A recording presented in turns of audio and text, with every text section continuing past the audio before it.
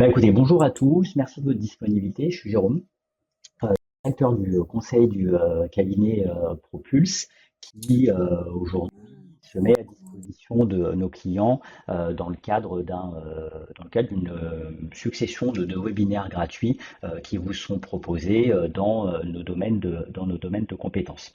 Un webinaire qui va durer environ 1 heure sur une thématique qui est aujourd'hui la prévention globale des risques psychosociaux dans l'organisation qui est la nôtre. Donc, comme je vous le disais, un webinaire qui est enregistré, que vous pourrez revisionner sur notre site et puis sur notre chaîne YouTube dans quelques temps. Allez, donc comme je vous disais, je représente le cabinet Propulse sans en faire la présentation commerciale. Le cabinet Propulse, donc nous sommes un organisme de formation et de cabinet conseil sur 5 grandes thématiques. La première, management et organisation. La deuxième, santé, sécurité au travail. La troisième, risques psychosociaux. La quatrième, qualité de vie, conditions de travail. Et la cinquième, RSE. Donc on verra que sur les activités, sur l'ensemble de nos activités, ben, tout est fortement lié et tout est fortement corrélé. Donc des activités de formation, des activités de conseil sur ces 2 thématiques. Et comme dit en introduction, je me charge de la direction des opérations de conseil. Sans rentrer dans le détail, je suis ingénieur de formation en gestion des risques avec une spécialisation sur les risques psychosociaux puisque j'ai exercé chez les pompiers de Paris pendant une vingtaine d'années, entre autres sur ces thématiques-là. Un webinaire aujourd'hui sur la prévention globale des risques psychosociaux qui s'inscrit dans la continuité de 7 webinaires qui sont proposés depuis le début du mois depuis le début du mois, la fin du mois de mars, pardon, sur différentes thématiques sur ce semestre. Il y en a eu d'autres le semestre d'avant et il y en aura d'autres le trimestre d'après. Nous reviendrons vers vous sur ces thématiques. Dans la présentation de ce webinaire, les risques psychosociaux, notre vision. Alors, il est toujours intéressant pour moi sur ce type de sujet. Déjà de bien reclarifier ce que sont les risques psychosociaux, de présenter quelle est notre vision. Alors c'est surtout pas une vision exclusive du cabinet Propulse, mais quelle est la vision que nous partageons aujourd'hui sur la thématique des risques psychosociaux, et puis peut-être désacraliser, sans le vulgariser et sans le simplifier, mais en tout cas désacraliser la thématique des risques psychosociaux dans les entreprises. Quelles sont aujourd'hui les différentes approches pour gérer, prévenir, manager, organiser, on verra tous ces termes-là, le sujet du risque psychosocial dans l'entreprise et dans l'approche qui est la nôtre aujourd'hui, l'approche système, quand on veut faire du risque management, quand on veut faire du management des risques psychosociaux, et ben par quoi est-ce qu'on commence? Quel est le point de départ et quel est l'objectif qu'on va se donner?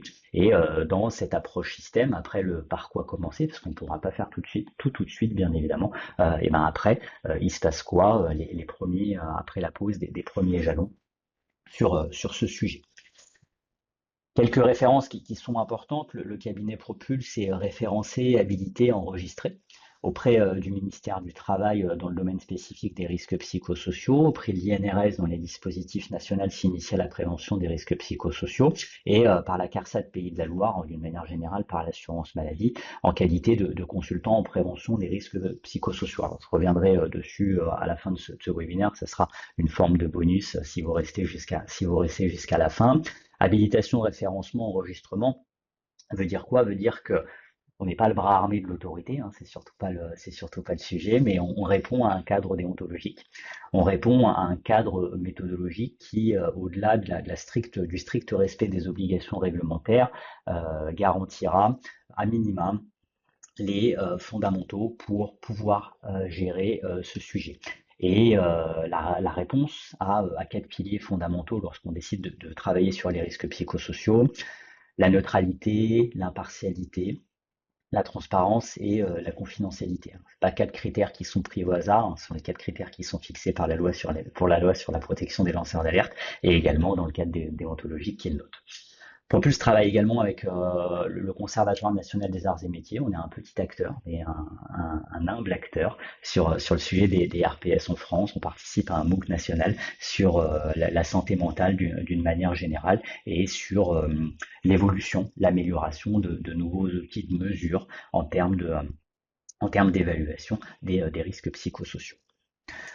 Propulse aujourd'hui, c'est une équipe aux multiples compétences, hein, comme j'aime à dire, il n'y a pas d'expert sur les risques psychosociaux. Moi, je suis un expert de rien du tout. J'ai un domaine de spécialité dans le sujet. Parmi toutes les spécialités qu'il faut pour manager les risques psychosociaux, des compétences techniques, ingénieur, sociologue, psychologue, consultant management organisation, ingénieur en traitement de données, et puis des compétences transverses en interne dans les entreprises, direction générale, direction des ressources humaines, référent, représentant du personnel, médecin du travail, comité de pilotage.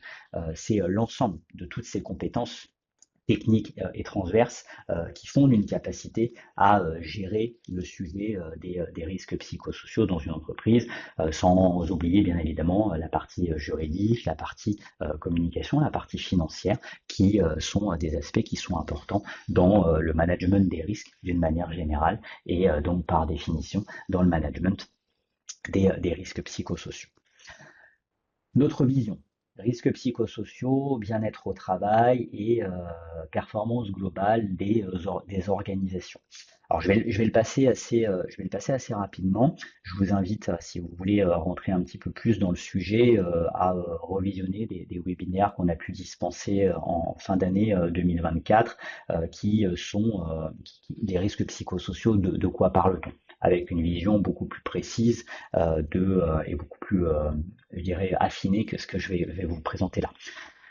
En simple, notre vision qui est partagée aujourd'hui par beaucoup d'acteurs privés et publics est la suivante. Il est nécessaire de désacraliser le sujet, il est nécessaire de le remettre dans un niveau de maîtrise des entreprises. On ne va pas refaire l'histoire, on ne va pas refaire de sociologie. Ça fait une trentaine d'années qu'on appréhende le sujet risque psychosocial, surtout avec un prisme médical et surtout avec un prisme très anxiogène. On nous dit depuis des années que les risques psychosociaux, c'est ça. Des situations de travail qui sont stressantes ou violentes, qui vont avoir des conséquences négatives pour les organisations, l'absentéisme, le turnover, la démotivation, des conséquences négatives pour les travailleurs, qui soient physiques, cardiovasculaires, accidents vasculaires cérébraux, qui soient psychologiques, dépression, anxiété, suicide. Voilà ce que sont aujourd'hui dans la tête de beaucoup d'acteurs les risques psychosociaux, ils se résument à ça. Alors, c'est vrai. Aujourd'hui, on a des situations stressantes et violentes à l'endroit du travail qui peuvent impacter négativement les organisations et ces travailleurs. C'est ce qu'on appelle le mal-être au travail. On oublie une petite partie de l'histoire dans ce sujet, c'est quelles sont les causes à l'origine de ces situations de travail délétères, stressantes et violentes. Et bien, à l'origine de ces situations de travail délétères et violentes, on a les organisations. On a les caractéristiques intrinsèques des entreprises, des associations, soit publiques ou privées pour les entreprises, qui, dans leurs caractéristiques intrinsèques organisationnelles, relationnelles, conditions de travail, peuvent générer du mal-être. Organisation, relation, conditions de travail sont trois termes qui sont importants, hein, puisqu'ils sont repris par l'organisme. Ce n'est pas qu'ils sont repris, ce sont les mots qui sont utilisés par l'Organisation mondiale de la santé pour définir ce que sont les risques psychosociaux. Les facteurs, les conséquences sur la santé physique, mentale et sociale d'une exposition d'un travailleur à des facteurs organisationnels, relationnels et conditions de travail. Comment est-ce que l'entreprise, l'association, l'organisation, l'établissement va générer dans ses caractéristiques du mal-être au travail? Ça, c'est également aussi la moitié de l'histoire. Parce que si je suis convaincu d'expérience que dans des entreprises ou des associations françaises ou des organisations, il y a du mal-être au travail, je suis aussi absolument convaincu qu'une organisation qui gère bien les relations, l'organisation et les conditions de travail va générer du bien-être au travail. Le terme bien-être au travail, il a été galvaudé également pendant des années, café à volonté, fruits à volonté, baby-foot, PlayStation. C'est pas ça le bien-être au travail, ça c'est satellite au travail, c'est ce qui gravite autour. Le bien-être au travail, c'est comment est-ce qu'une organisation qui va maîtriser ses objectifs, sa polyvalence, ses horaires de travail, les exigences émotionnelles, la qualité, les relations, la relation managériale, tous ces sujets, la charge quanti, la charge quali, va générer de l'autonomie, de l'équipe, de la reconnaissance, de l'estime de soi, une vision commune, des valeurs partagées. Et ça porte un nom, c'est ça, le bien-être au travail. Et le bien-être au travail, aujourd'hui, conduit à engagement, innovation et créativité. Ce sont les trois ingrédients de ce qu'on appelle la performance globale en entreprise. Alors une performance à l'endroit de l'argent, à l'endroit de la croissance, à l'endroit de la finance, parce que pour les sociétés qui doivent générer du chiffre d'affaires pour exister, ben, la performance financière est indispensable, associée au même niveau à une performance sociale, la sécurité, le respect des droits, le bien-être, et une performance environnementale. Plus que jamais en 2025 et probablement encore plus en 26, 27 et les autres années, nous avons pris conscience de la nécessité de travailler aussi sur les aspects environnementaux. Voilà quelle est notre vision des risques psychosociaux. Bien-être au travail, performance. Pourquoi? Parce que des salariés qui sont bien au travail contribuent à une performance globale, je redis bien globale, des organisations et des entreprises. Voilà quelle est notre vision des risques psychosociaux. Avec un sujet global, ça fait des années que j'entends dire que risques psychosociaux, qualité de vie, conditions de travail, RSE, ça n'a rien à voir, c'est pas la même chose et que ce sont des sujets qui sont complètement différents. Eh ben, nous affirmons et nous assumons et nous défendons le fait que pour nous, c'est la même chose. Pour preuve, lorsqu'on fait des démarches d'accompagnement RSE, QVST ou risques psychosociaux, les démarches sont les mêmes. Et ce qu'on va voir aujourd'hui sur la prévention globale pourrait complètement s'inscrire et s'inscrit complètement dans cette démarche globale. Quand j'ai des clients qui me posent la question en me disant Jérôme, qu'est-ce que je fais, RPS, QVCT ou RSE, avec un grand sourire et beaucoup d'humour, je leur réponds bah tu fais ce que tu veux, c'est toi le patron. Et avec beaucoup plus de sérieux, je les invite à se poser trois questions. Qu'est-ce que tu veux mesurer? Quel message veux-tu envoyer? Et quelles sont les ressources que tu as allouées au projet et au déploiement des plans d'action? Nous assumons et affirmons et défendons que c'est la même chose. Pourquoi? Parce que les risques psychosociaux, c'est deux des six piliers de la QVCT. Et la QVCT, c'est un des six piliers de la RSE. Donc par définition, en déploiement de plan d'action, il est probable que j'ai plus de choses à faire en RSE que en risque psychosocial. Après, tout dépendra du niveau de priorité, du temps et des ressources que vous souhaitez allouer au projet. Voilà quelle est la vision aujourd'hui du cabinet Propulse et de beaucoup d'acteurs. Hein. J'ai vu un message, merci beaucoup pour la vision moderne, mais soyez assurés qu'on ne l'a pas inventé, mais par contre qu'on adhère complètement à cette vision globale et qu'il est temps de décloisonner tout ça et de se poser la question comment est-ce qu'une organisation est susceptible de générer du mal-être, est susceptible de générer du bien-être, le bien-être étant une des composantes de la performance globale des entreprises. Comment est-ce qu'on gère tout ça? Gérer, manager, organiser, alors c'est des termes, hein, on est très fort en France et je suis le premier à être capable de le faire, on est très fort en France à utiliser plein de mots différents pour dire la même chose, mais management du risque, risk management, gestion des risques, prévention du risque, bah, globalement c'est la même chose. Quels sont les outils qu'on met en place dans une structure pour pouvoir piloter, pouvoir organiser, pour pouvoir driver un sujet? Plusieurs approches, alors c'est non exhaustif, hein. J'ai surtout pas la prétention de tout connaître et d'être exhaustif de tout, mais c'est notre expérience qui nous a appelé à ça. Aujourd'hui, pour gérer un sujet, et en l'espèce notre sujet aujourd'hui, les risques psychosociaux, mais vous l'avez compris, également la QVCT ou la RSE, eh ben, il va y avoir plusieurs approches. On va se concentrer sur les risques psychosociaux. Il peut y avoir plusieurs approches. Soit je décide de l'appréhender dans une approche réglementaire, soit je décide de l'appréhender dans une approche historique, soit je décide de l'appréhender avec une approche système. L'approche réglementaire, je prends toutes les lois, tous les décrets, tous les règlements et je décide d'aller cocher je fais, je fais pas, je fais, je fais pas, je fais, je fais pas. Alors ça pose une vraie question de capacité. Si on s'intéresse juste au code du travail, ben, c'est un peu plus de 10 000 articles. Si on s'intéresse juste au livre 4 du code du travail, c'est presque 1000 articles. Et donc là, ça devient forcément un petit peu sport pour gérer pour gérer le sujet. J'ai parlé que du livre 4. Les risques psychosociaux sont également appréhendés sur le livre 1 et sur le livre 2 sur un aspect purement réglementaire. Sans parler du code de la sécurité sociale, sans parler des prescriptions, sans parler des préconisations, sans parler des recommandations. Donc l'approche réglementaire. Je suis pas en train de dire qu'il faut pas faire du conforme et qu'il faut pas être conforme, hein, c'est absolument pas mon propos, mais manager un sujet par l'approche réglementaire et notre expérience très compliquée, on a essayé, hein, et de notre expérience très compliquée et pas forcément au rendez-vous des objectifs attendus. L'approche historique, prévention primaire, prévention secondaire, prévention tertiaire, un peu en mémoire, c'est aussi de la réglementation, mais c'est une approche plus historique que j'aime à dire un peu ancienne, avec tout le respect que j'ai sur cette approche parce qu'elle est nécessaire et entendons-nous bien, elle est encore réglementaire. La prévention primaire, j'interdis à un risque de rentrer dans l'entreprise. La prévention secondaire, il est rentré dans l'entreprise parce qu'il est nécessaire probablement à mon activité ou parce que j'ai pas su l'identifier en prévention primaire et je dois limiter les conséquences de ce risque sur ses salariés.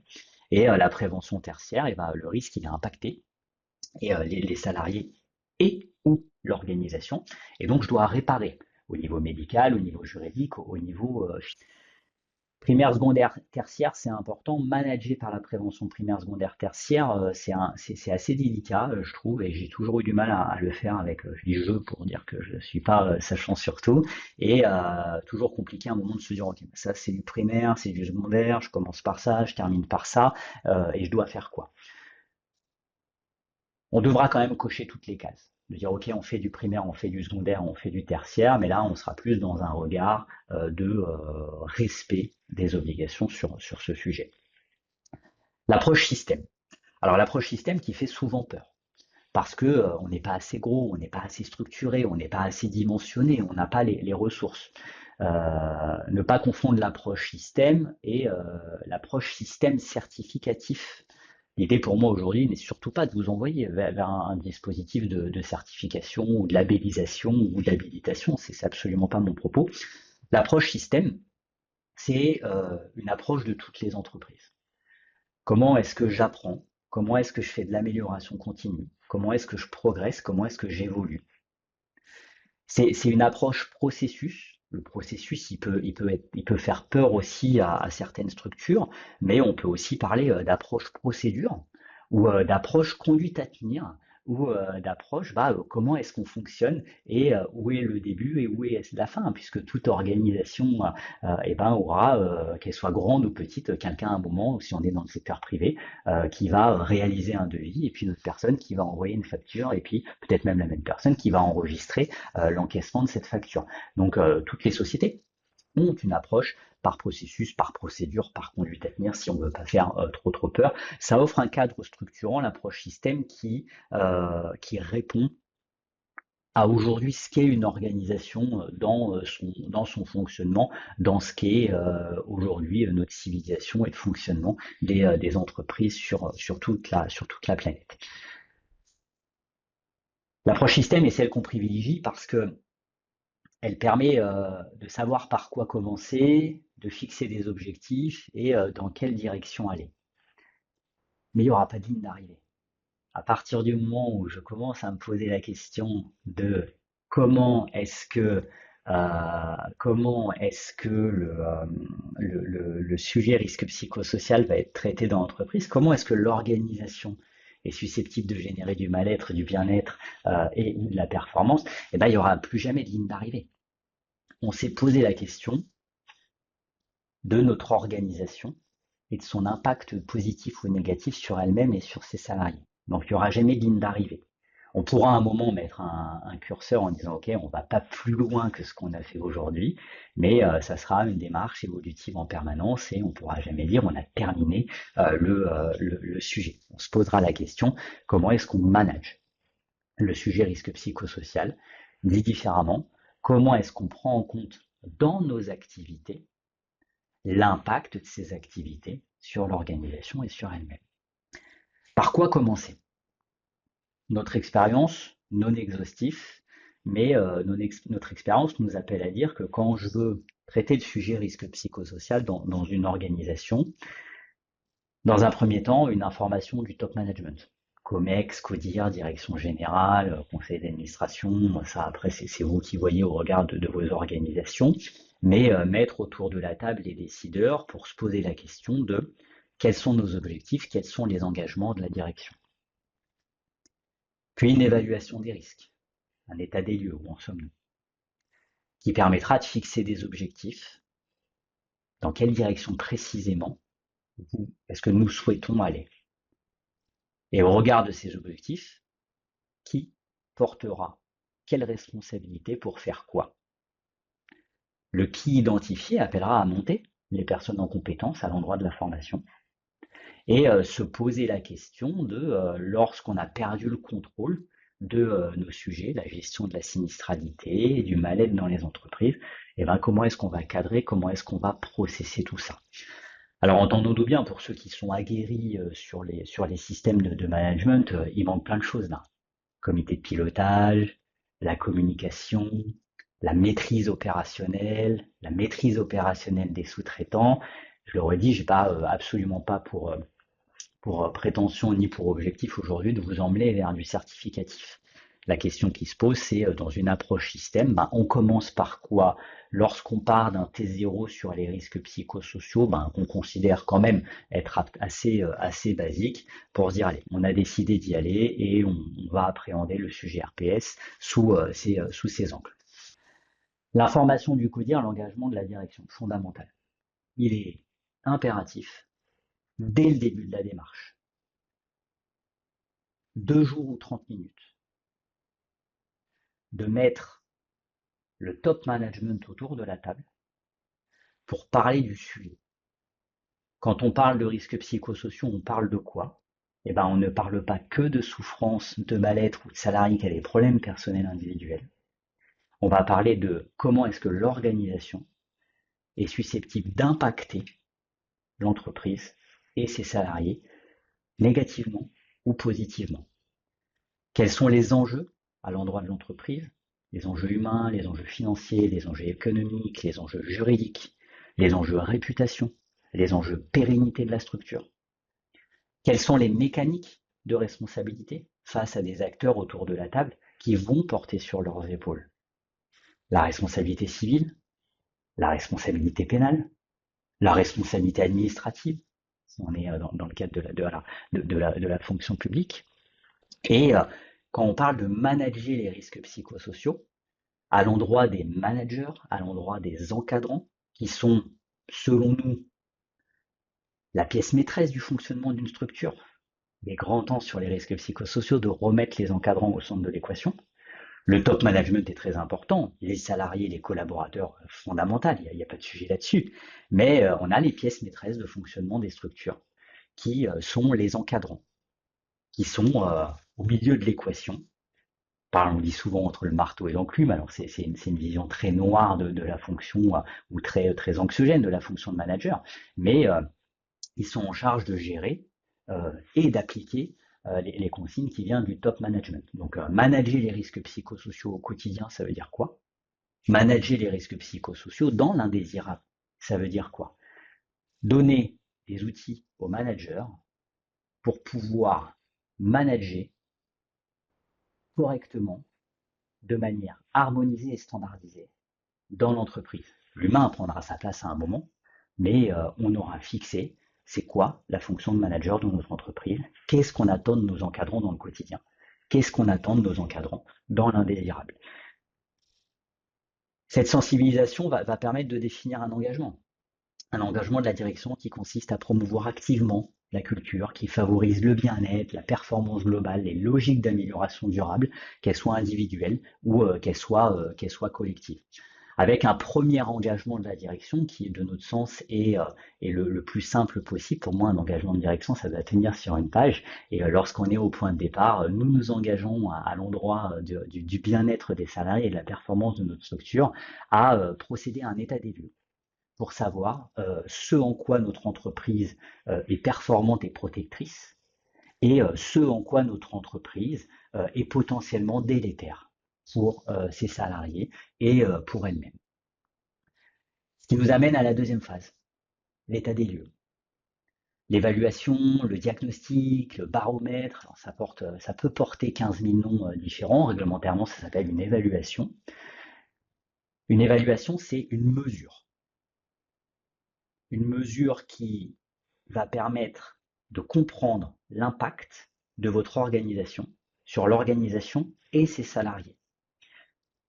Je vous invite à également aller voir nos webinaires sur l'évaluation des risques psychosociaux. C'est une approche quantitative-qualitative.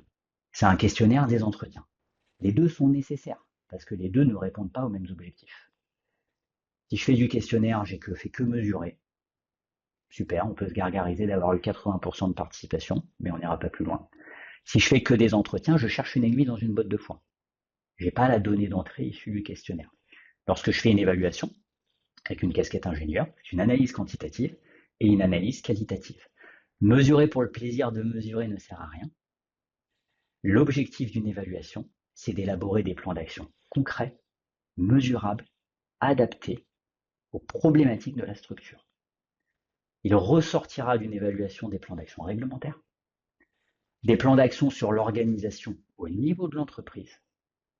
Le problème de l'entreprise, c'est l'inadéquation des moyens et des ressources. Qu'est-ce qu'on va faire pour tous les services de l'entreprise? Et dans cette entreprise, on a la comptabilité.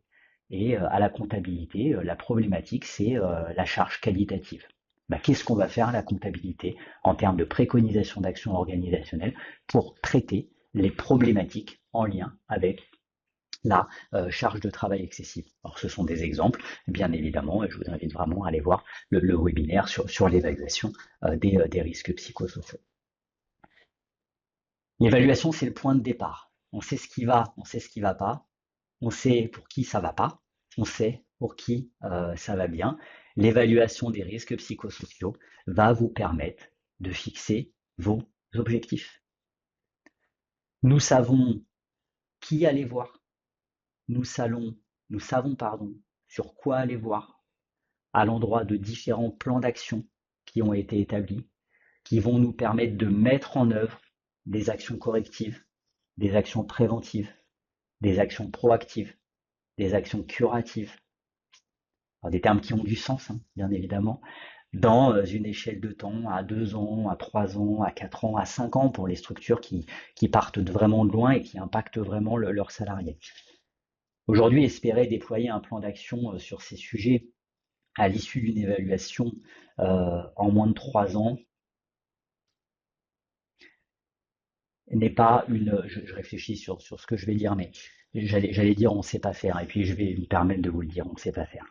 Pourquoi? Parce que quand on parle de plan d'action sur les risques psychosociaux, on parle d'organisation et on parle souvent de culture d'entreprise. On parle souvent de culture managériale. Et aujourd'hui, modifier ou faire évoluer ou améliorer une culture d'entreprise en moins de 3 ans, en moins de 2 ans, c'est impossible. Entre 2 et 3 ans, en fonction du point de départ, ça peut potentiellement être envisageable, mais dans la littérature, on dit 5 ans. Donc, posons-nous vraiment la question, nos plans d'action, on va les déployer en combien de temps? Notre expérience nous appelle à dire que on va être sur 3 à 5 ans. L'évaluation va permettre de définir des objectifs.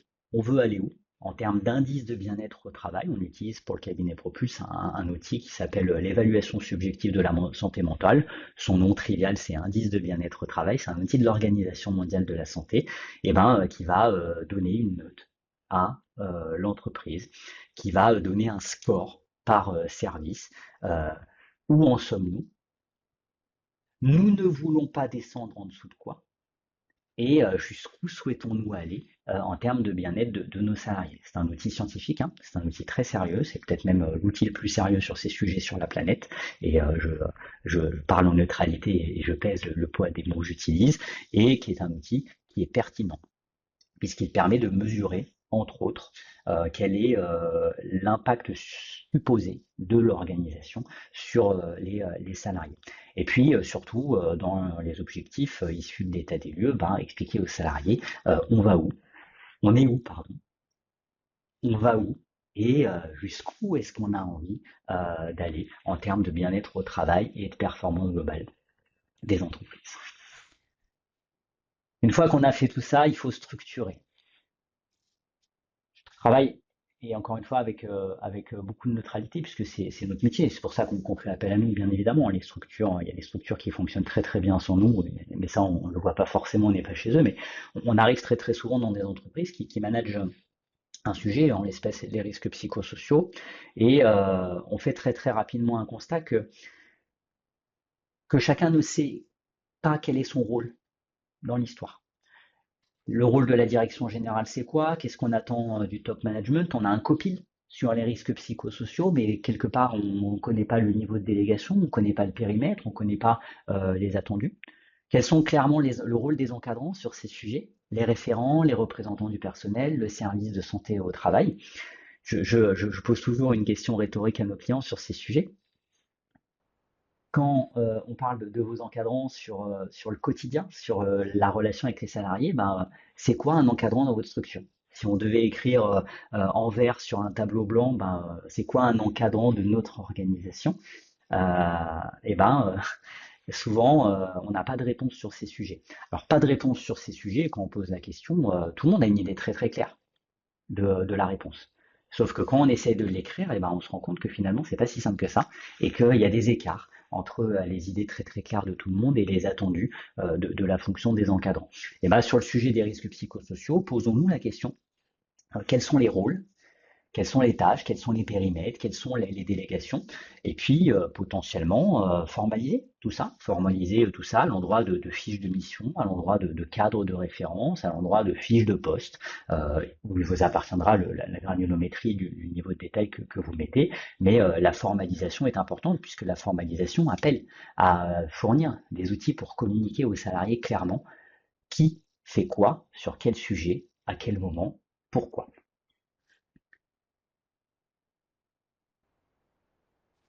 La structure établie, les responsabilités définies. Je ne parle pas de responsabilité légale, hein. Il y en aura, bien évidemment, celui qui portera sur ses épaules la responsabilité civile, ceux qui porteront potentiellement les mécaniques de responsabilité pénale, mais ce n'est pas l'objectif de structure et de responsabilité de bien définir qui sera responsable de quoi. C'est un sous-jacent, par contre, ne nous trompons pas. Et bah, la définition de ces structures et de ces responsabilités, avec un périmètre très clair de qui fait quoi, conduira à former les personnes. Et ça, c'est nécessaire. Je sais que vous êtes convaincu, je suis convaincu que vous êtes convaincu de ça, mais c'est bien évidemment nécessaire. On ne rentre pas dans un sujet pour lequel on est potentiellement un petit peu candide au début, sans être formé spécifiquement à ces sujets. Former les personnes en charge du sujet dans l'entreprise avec le niveau de détail attendu au regard de structure et responsabilité, et surtout au regard de votre évaluation des risques. Si votre évaluation des risques a mis en exergue que les problématiques de votre structure tournent autour de l'incompatibilité des moyens et des ressources, et on va prendre un autre exemple lambda, des problématiques de développement des compétences. Et ben, quand je vais former, on va revenir sur les encadrants, c'était mon fil rouge du début. Quand je vais former mes managers au management des risques psychosociaux au quotidien, et ben, je vais pas passer 3 heures à les former sur les horaires de travail, ou sur la polyvalence subie, ou sur la définition des objectifs. Je vais les former spécifiquement sur les facteurs de risque qui ont été identifiés dans notre entreprise comme étant les facteurs qui impactent les salariés. Je suis pas en train de dire que les autres facteurs ne sont pas importants. Je suis en train de dire qu'on n'a qu'une journée, parfois 2 jours, pour former nos encadrants. Et si on se pose la question de nos sujets, les risques psychosociaux, c'est 28 facteurs. Alors 26, 27, 28, ça dépendra des écoles, mais pour le Propulse, c'est 28 facteurs. Et en face de ces 28 facteurs, on met potentiellement 21 outils de management. On n'a pas inventé, hein, on suit tous des formations de management depuis des années. Ce sont des outils traditionnels de management. Et ben en 2 jours, est-ce que je forme les personnes sur 28 facteurs et sur 21 outils? C'est plus de la formation, ça, potentiellement c'est de l'information. Ou est-ce que je forme les personnes sur 2 facteurs en lien avec 2, 3, 4 outils à appliquer au quotidien? Et ça va vous permettre de manière efficiente de faire travailler vos encadrements tout de suite sur leur sujet, sur leurs difficultés, et donc par définition sur vos difficultés, tout en les formant aussi sur les facteurs protecteurs. Il y a des choses que vous faites très très bien, est-ce que vous les faites bien de manière consciente ou est-ce que vous le faites bien de manière inconsciente? Et structurons ça, conscient ou inconscient, de manière à bien mettre sous contrôle les éléments protecteurs que vous utilisez déjà. Formation des encadrants sur le management du quotidien, sur le management des indésirables, à l'endroit des entretiens de recueil, à l'endroit des entretiens de clarification, hein, quel est le rôle du manager en contact direct avec une problématique pour la régler tout de suite. Quels sont le rôle des référents CSE, harcèlement sur le harcèlement, CSE d'entreprise sur le harcèlement sexuel, sur le harcèlement moral. Quels sont les attendus de ces référents? Quels sont les outils? Et puis, pareil pour le reste, le comité de pilotage. Le service de santé au travail, je me permets qu'il faut remettre dans l'équation. Le service de santé au travail, il est souvent, pour plein de raisons, pas dans ces sujets, ou loin de ces sujets. Le service de santé au travail, qu'il soit interne ou qu'il soit externe, est un acteur fondamental sur ce sujet. Un prestataire aussi, je me permets de glisser le message, c'est-à-dire que vous êtes en droit en qualité de client d'avoir des attentes au regard de ce prestataire et d'avoir des exigences au regard de ce prestataire pour le faire participer activement, au-delà du cadre réglementaire et des périmètres et des missions qui lui sont dévolues réglementairement, de le faire participer à tous ces sujets-là. Que faisons-nous lorsque ce que nous ne voulons pas voir arriver arrive? La sinistralité, les accidents du travail, les maladies professionnelles. Comment est-ce que nous allons gérer dans notre organisation un événement par le fait ou à l'occasion du travail qui aura impacté la santé mentale d'une personne? C'est toujours un sujet, ça. Dans les entreprises, on gère, pour beaucoup d'entreprises, bien, voire très bien, tout ce qui va toucher au physique. Un salarié qui a chuté dans les escaliers, qui a une fracture du fémur, beaucoup d'entreprises sont très structurées. Alors, formelles ou informelles, écrit ou verbal, hein, c'est pas le propos aujourd'hui, mais sont toujours très structurées sur ces sujets et il n'y a jamais de débat. Le salarié, il est tombé dans l'escalier, il a la jambe cassée, on va traiter le sujet, hein. On va le traiter le sujet au niveau intervention des sauveteurs secouristes du travail, au niveau management, au niveau RH, au niveau document unique, au niveau représentant du personnel, au niveau alerte, au niveau autorité, sur toutes les thématiques sur lesquelles on peut gérer ces sujets. Et sauf qu'on va vite se rendre compte que quand le salarié il s'est pas cassé le fémur, mais que il est en crise d'angoisse, en crise de larmes, en aspect dépressif caractérisé, et ben là il va toujours y avoir dans certaines structures un flou. Est-ce qu'on le gère? Est-ce qu'on le gère pas? Est-ce que c'est notre responsabilité? Est-ce que c'est pas notre responsabilité? Mon rôle aujourd'hui est, avec une casquette réglementaire, de bien rappeler un sujet précis. Tout événement brusque et soudain, par le fait ou à l'occasion du travail, qui a impacté la santé mentale, physique, sociale. Alors ça, c'est un mixte du code du travail, du code de la sécurité sociale, de la jurisprudence, de l'Organisation mondiale de la santé. Mais voilà quelle est l'obligation de l'employeur aujourd'hui sur ce sujet. Prendre en compte tout événement brusque et soudain, par le fait ou à l'occasion du travail, qui a impacté la santé mentale, physique, sociale. Donc il est nécessaire dans les structures de se poser la question, ok, tout événement qui aura eu pour conséquence un impact sur la santé mentale d'une personne, on devra le gérer de la même façon. Et en fait, on décloisonne tout, on se pose plus la question si c'est un impact physique ou mental. On gère tout événement brusque et soudain qui a impacté une personne. La gestion de la sinistralité à l'endroit des accidents du travail, de la maladie professionnelle. La gestion des signalements pour des faits supposés de violence au travail. Alors on est encore dans du réglementaire. Il se passe quoi dans mon entreprise si j'ai un signalement pour du harcèlement moral, pour du harcèlement sexuel, pour de l'agissement sexiste, pour de la discrimination, pour de l'atteinte au droit, pour un signalement pour de l'atteinte à l'environnement? On doit avoir des processus, des procédures, des conduites à tenir pour permettre à des personnes de signaler.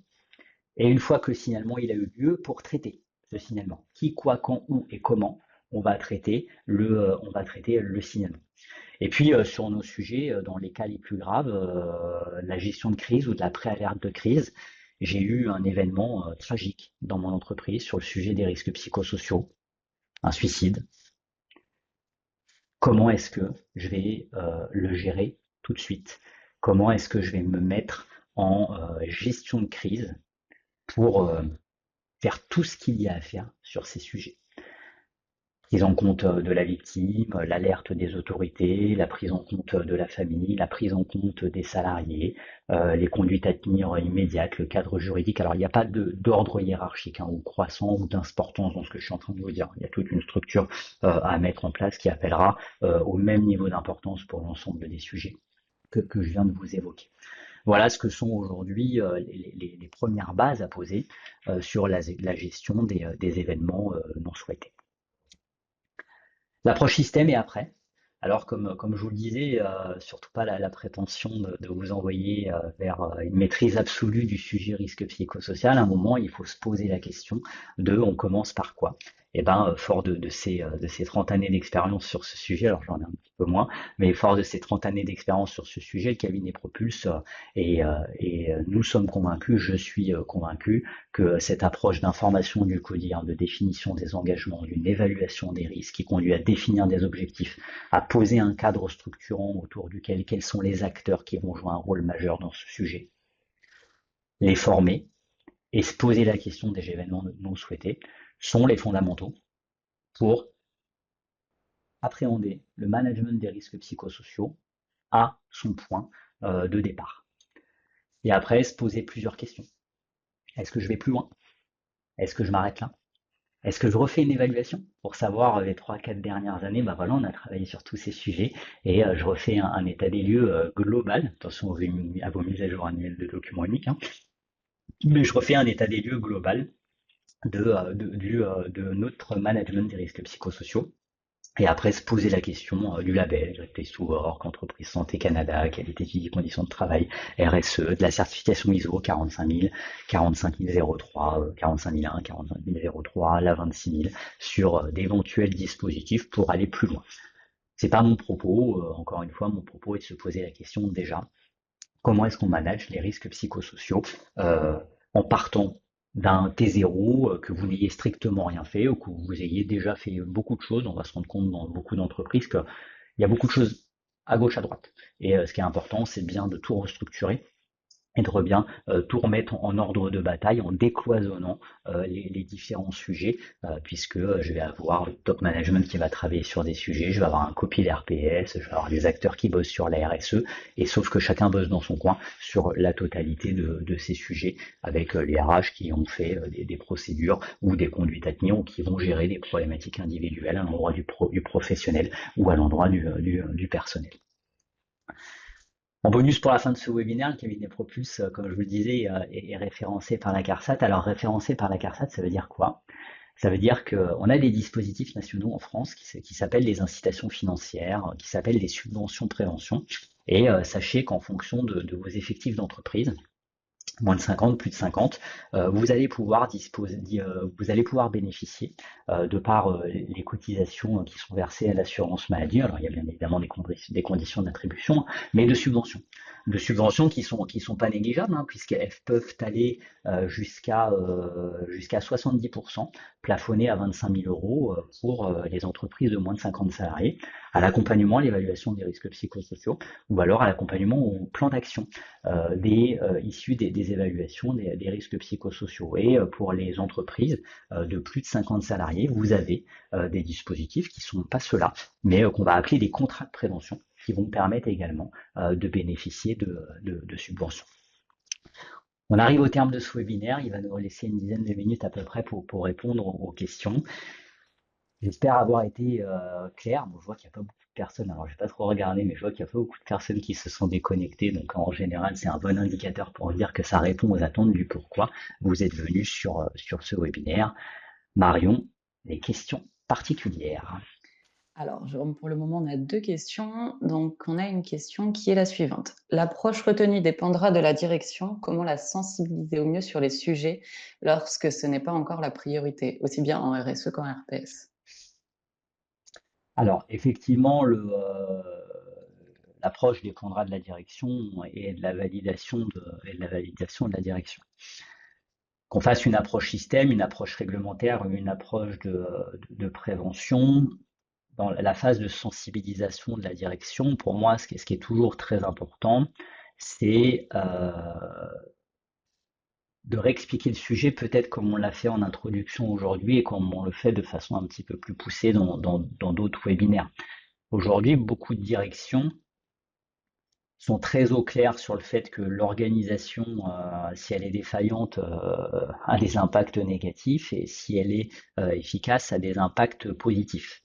Et la sensibilisation est là, c'est qu'il faut faire comprendre avec beaucoup d'humilité aux directions que quand on parle de risques psychosociaux, on parle pas de dépression individuelle ou de problématiques perso. Que quand on parle de QVCT, on parle pas de baby-foot ou de PlayStation. Que quand on parle de RSE, on parle pas de se poser la question si on fait travailler des enfants de 9 ans en Asie pieds nus à 10 centimes de l'heure.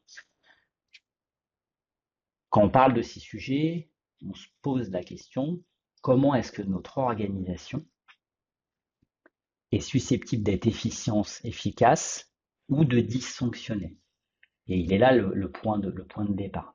C'est bien faire comprendre qu'on a mis des mots très savants, très compliqués et très scientifiques derrière tous ces sujets, alors que le cœur du sujet, c'est l'organisation elle-même, son efficience, sa performance et ce qu'elle génère auprès de ses salariés. Donc, le meilleur conseil que j'ai à donner à mes clients, c'est pas se poser la question tout de suite de quelle approche ou de quel sujet, mais déjà, c'est quoi les sujets et de quoi est-ce qu'on parle? Ben, on parle de vous, tout simplement. On parle de nous, tout simplement. On parle de notre entreprise, de son efficacité et de sa capacité à demeurer ou à durer dans le temps. On appelle ça la pérennité des entreprises. Est-ce que j'ai répondu? Remettez votre micro ou un pouce en l'air et ça ira très bien si la réponse a été claire. Merci beaucoup. Et une autre question, Marianne? Oui, la suivante est est-ce qu'on a des réponses à donner face aux objections classiques des employeurs? Alors, question un peu qui appelle à une cogite. J'aime à penser que oui. Encore une fois, la question est large, hein. Quelles seraient les objections? Si on part sur les objections traditionnelles qu'on pourrait avoir, c'est on n'a pas le temps, pas le sujet, on n'est pas concerné, c'est pas notre problème, on n'a pas de problématique RPS, c'est pas une obligation. Donc face à toutes ces questions, oui, on a des réponses à apporter. La question, l'objection la plus fréquente qu'on voit, je fais appel à ma mémoire, mais l'objection la plus fréquente qu'on voit, c'est on n'est pas concerné. Les personnes qui tiennent ces propos-là euh, voient le sujet risque psychosocial et on a généré ça, hein, c'est pas de leur responsabilité, hein, on a généré ça depuis 30 ans. C'est les risques psychosociaux, c'est de la problématique individuelle personnelle. On a une salariée qui va pas bien à son poste, mais ça, c'est pas de notre faute, c'est parce que ça va pas bien à la maison. Et pour beaucoup d'acteurs en France aujourd'hui, les risques psychosociaux, c'est ça encore. Et il faut bien faire comprendre, dans ce cas-là, dans les objections, que non, c'est pas ça le sujet. Ça peut être une des conséquences, ça pourrait être une des causes, parce qu'on a toute la sphère personnelle hein, qui tourne quand même autour de ces sujets. Hein. Elle est étroitement liée à la sphère professionnelle, mais les deux sont imbriqués. Mais c'est ça les principales objections. Donc oui, on aurait probablement beaucoup d'arguments à apporter face aux objections de la direction sur ces sujets. La question, la personne qui a posé la question a bien reprécisé. L'exemple était: «Cela va créer des attentes auxquelles on ne pourra pas répondre».